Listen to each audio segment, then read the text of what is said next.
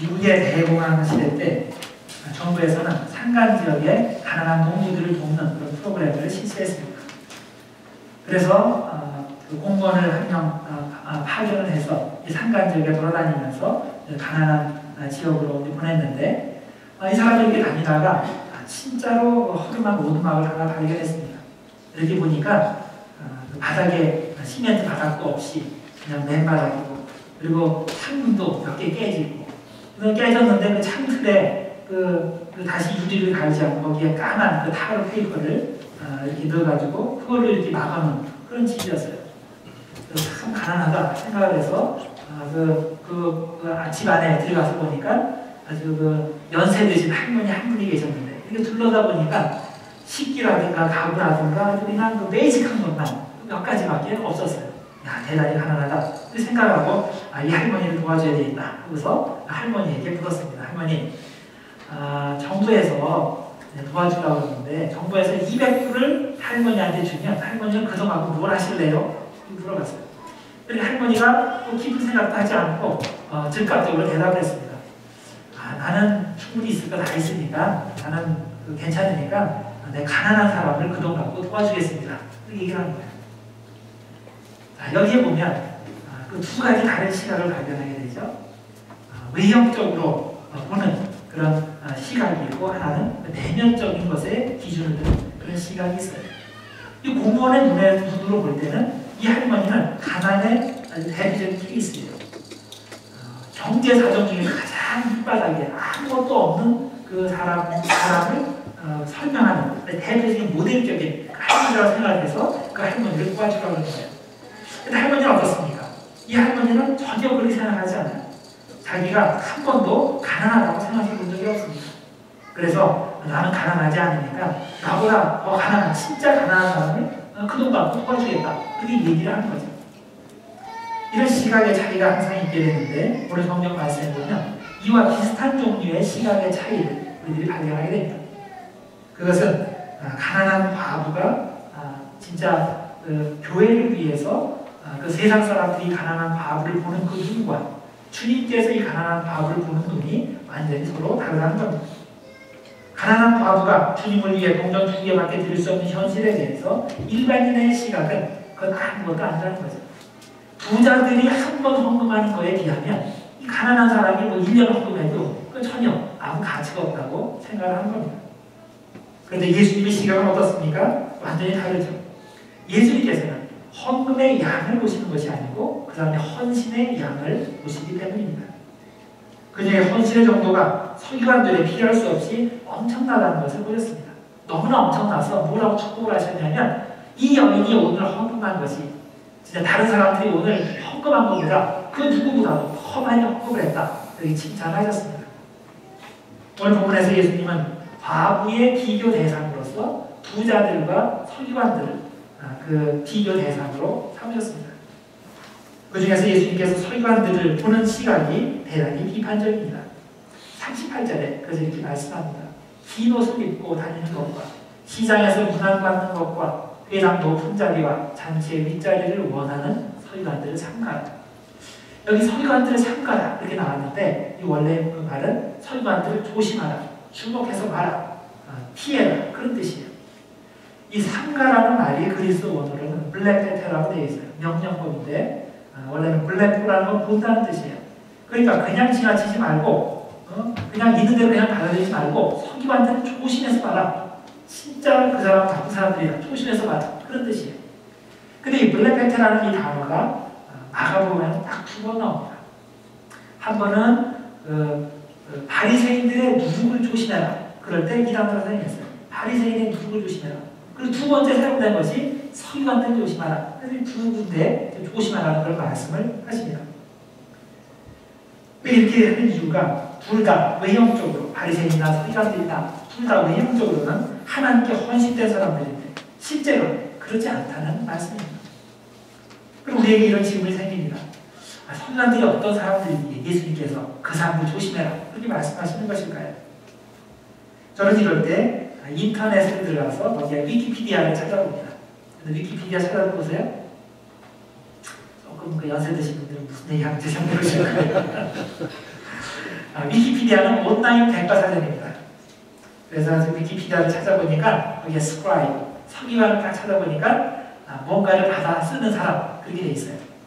근데 그 의미만 있는 게 아니고 또 딴 데 찾아보니까 일단은 뉴질랜드에 웹싱어가 있는데 그 사람 이름이 말로 라우프트라는 사람인데 이 사람의 스테이지 네임, 예명이 스크라이브라는 거예요. 근데 그 옛날에 예수님께서 이 사람을 두고서 그 서기관을 조심하라 그렇게 말했을 리는 없고 이 먼저 첫 번째 의미로 조심하라 이렇게 말을 하셨을 겁니다. 서기관은 원래 왕이나 귀족들의 말을 받아 적고 또 문서들을 정리하는 일종의 요즘 말로 하면 그 공무원 정도 되는 사람입니다.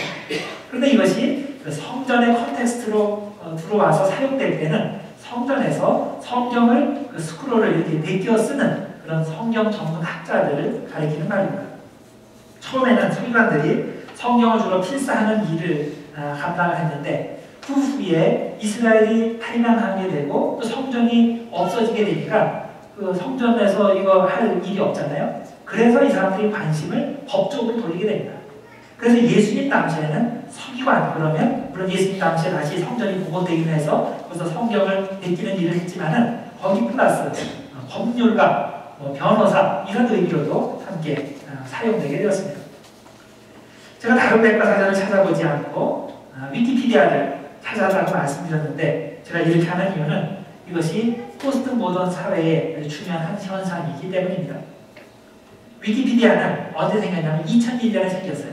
2001년에 생겨서 그 후에 굉장히 많이 발전을 했는데 현재 285개의 언어로 2,300만 건의 자료가 수록되어 있는 지구상의 가장 방대한 백과사전이 되었습니다.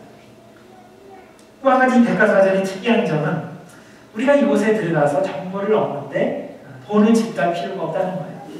여러분 옛날에 백과사전 그러면 집에 전집 있는 분들도 있고 돈 있으신 분은 아닌 분들은 도서관에 가서 백과사전 쫙 있는 거 그거 갖고 찾았었죠. 그래서 돈이 있어야 그 백과사전을 얻을 수가 있고 그 후에는 CD롬으로 나왔죠. CD롬도 뭐 몇백 부지 이렇게 팔고 그랬었어요. 근데 요즘에 그거 돈 주고 사는 사람 없어요. 물론 저는 학문적인 거는 이제 멤버십 해가지고 들어가지만은 요즘에는 웬만한 정보들은 특히 이 위키피디아는 그냥 인터넷만 접속되면 거기 들어가서 필요한 정보를 다 얻을 수 있습니다. 그런데 더 중요한 특징이 있습니다. 그것은 이 백과사전을 누가 만드느냐입니다. 옛날 같은 경우는 백과사전 그러면 아주 유명한 교수들이나 어떤 그 전문가들이 위탁을 받아서 그 백과사전에 그 한 챕터씩 쓰게 되죠. 그런데 이 위키피디아는 보통 사람들이 만들어요. 보통 사람들이 그냥 들어가서 자기 아티클을 올리는 거예요. 그러면 그 옆에 사람이 보고서 이거 틀렸는데 그러면 자기 아티클을 올리면서 그걸 다 수정을 해요. 그러면서 계속 올리고 수정을 거듭하면서 현재 위키피디아가 만들어지는 겁니다.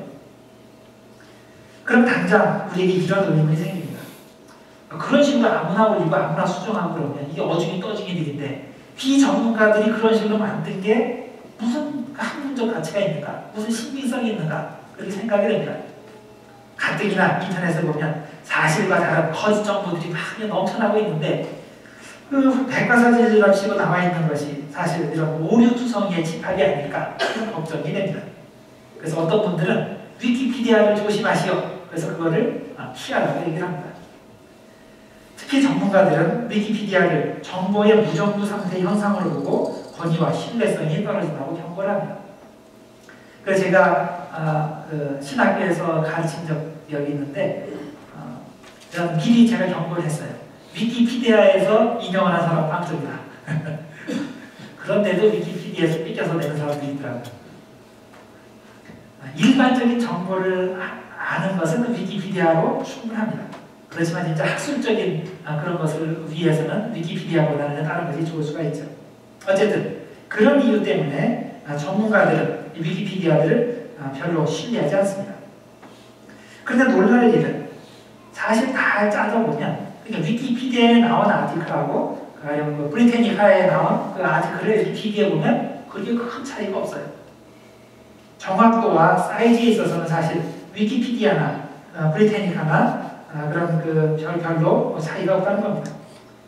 사실 브리테니카에서는 12만 건의 자료 정도가 수록되어 있는데 위키피디아에서는 거기에 한 200배 정도의 양인 한 23,000만 건의 자료가 수록되어 있습니다. 그래서 진짜 사이즈로 비교해보면 이 브리테니카는 상대가 되지 않습니다.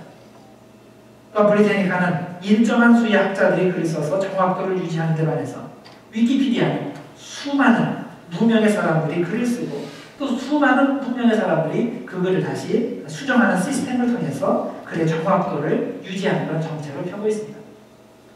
그런데 이런 시스템에는 근대 사회의 전제가 들어가 있습니다. 무슨 전제냐면 소수의 에디트보다 대부분 수많은 사람들이 일반인들이 더 똑똑하다는 그런 전제를 가지고 있는 겁니다. 그래서 이 위키피디아에 대해서 두 가지 다른 의견들이 존재를 합니다. 입장이 존재합니다. 한쪽에서는 위키피디아를 조심해라. 왜냐하면 다수가 만들었다고 해서 반드시 좋은 거라는 법은 없다. 이런 논리예요. 근데 그 반대편 입장에서는 다른 쪽에서는 요즘 세상에는 위키가 정도고 위키가 대세니까 그 위키피디아를 따라가는 것이 요즘 그 맞는 말이다, 맞는 일이다 이렇게 주장을 합니다. 제가 오늘 이렇게 주일 설교 시간에 왜 위키피디아를 이렇게 상황하게 설명을 할까요? 그 이유가 있습니다.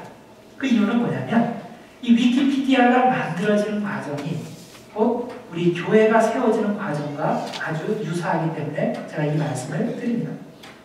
저는 우리 교회가 위키피디아처럼 위키교회가 되기를 바랍니다. 소수의 엘리트만이 참여해서 운영하는 교회가 아니라 수많은 보통 사람들이 참여해서 세우는 그런 교회. 오래 다닌 사람만 목소리를 내는 것이 아니고 새로운 사람도 초보 신앙을 가진 사람도 함께 참여할 수 있는 교회.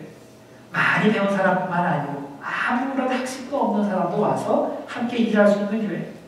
특별한 재능을 가진 사람만이 아니라 내세울 것이 아무것도 없는 사람도 함께 사역에 참여하고 사역의 대상이 되고 그런 교회, 그런 교회가 되기를 바랍니다. 사실 이 원리는 예수님께서 이 땅에 오셔서 예수님의 교회를 세우실 때 사용하셨던 기본 원리이기도 합니다. 초대교회는 어떤 모습이겠습니까? 돈이 많고 또 많이 배운 사람들이 모인 하이소사이어티, 아주 고상한 모임이었을까요? 아니면 요즘 돈 많이 내서 멤버십을 가져야 받아주는 그런 그 전문가 그룹처럼 그 옛날에도 이렇게 좀 고상한 사람들, 돈 많은 사람들이 그런데 멤버십을 내고 들어가는 그런 단체였을까요? 그렇지 않죠. 예수님이 시작하신 최초의 교회는 그저 평범한 사람들로 구성된 평범한 교회였습니다. 대부분의 구성 인원이 어부들이었죠. 그 외에 세금 공무원도 있고 열심당원도 있고 성격이 불같은 사람들도 있고 못 배운 사람들도 있고 또 다양한 종류의 사람들이 함께 모여있는 교회입니다. 그래서 우리는 이 점을 분명히 해야 됩니다. 예수님께서 구상하신 교회는 어떤 고상한 모임이나 전문가 그룹이 아니라 위키교회라는 사실입니다. 누구나 와서 환영받는 교회, 누구나 자유롭게 참여하고 일을 할 수 있는 것, 무언가 특별한 자랑거리가 있는 사람이 아니라 아무 자랑거리도 없는 사람도 함께 와서 은혜 받고 은혜 받은 대로 사역에 열심히 참여해서 세우는 교회, 그런 교회였던 것입니다. 이것이 바로 예수님이 지향하신 교회입니다. 예수님께서 그런데 당시 서기관들의 모습을 보실 때 영 마음에 들지 않으셨습니다. 왜냐하면 그들은 하나님의 공동체인 교회에 대해서 대단히 오해를 하고 있었기 때문입니다. 그들 생각에는 교회는 누가 세우냐? 그럴 때 자기들 같은 사람만이 교회를 세울 수 있다고 생각을 했던 거예요. 자기들 같이 전문 지식이 있는 사람들이 주도를 해야 되고 오늘 본문에 나오는 이 가난한 과부 같은 사람들은 그냥 별로 쓸모없는 그런 존재들이라고 생각을 했던 거죠.